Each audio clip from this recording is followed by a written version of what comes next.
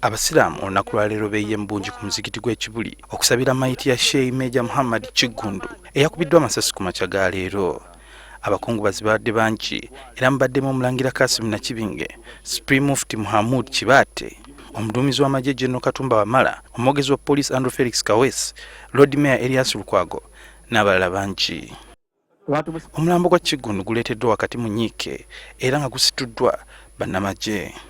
Mu kwogerako eri abakungubazi, omwogezi w'ekiwayi ky'Abasiraamu eky'Ekibuli Sheikh Nuhu Muzaata alumbye gavumenti obutakola kimala okulwanyisa ettemu eribakolebwako.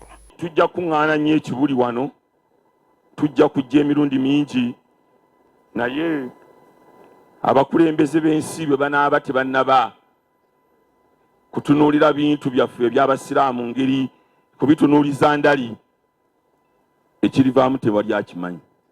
Muzaata ategeezezza nga bw'agenda okuzzaayo abakuumi abaabaweebwa okubakuuma olw'ensonga z'annyonnyodde bulungi.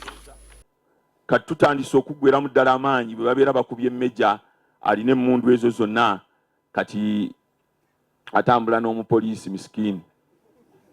Oba okyagamba ki? Era essaawa yonna ssebo Afandi Kaweesi, essaawa yonna tuli mu nteekateeka ezikomyawo abasirikale be mwatuwa.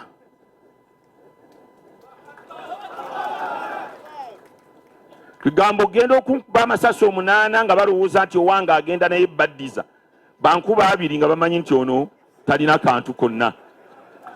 Ono asabye n'Abasiraamu okwerwanako, wabula omwogezi wa poliisi Felix Kaweesi n'omuduumizi w'amagye General Katumba Wamala bakiwakanyizza. Mubitereeze bulungi, mubiwaggale bulungi, mubeere emizikiti gyammwe nga mweteeseteese. Akasukali aba nalyo taba muti. Sheikh Muzaata oli mukwano gwange ate okimanyi.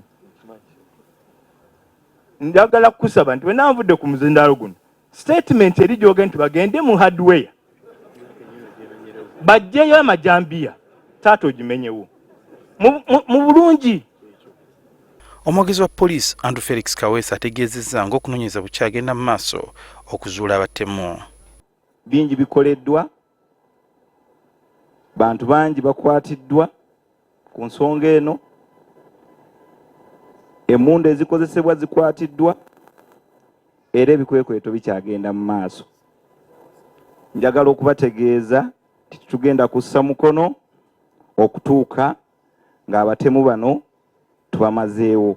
Ye Meja Muhammad Kiggundu olw'eggulo lwa leero atwalidde Namagoma ng'eno gy'aziikiddwa.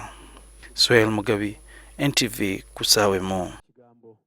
Ekinene biidhinillah tujja kukigumiikiriza abo baganda be.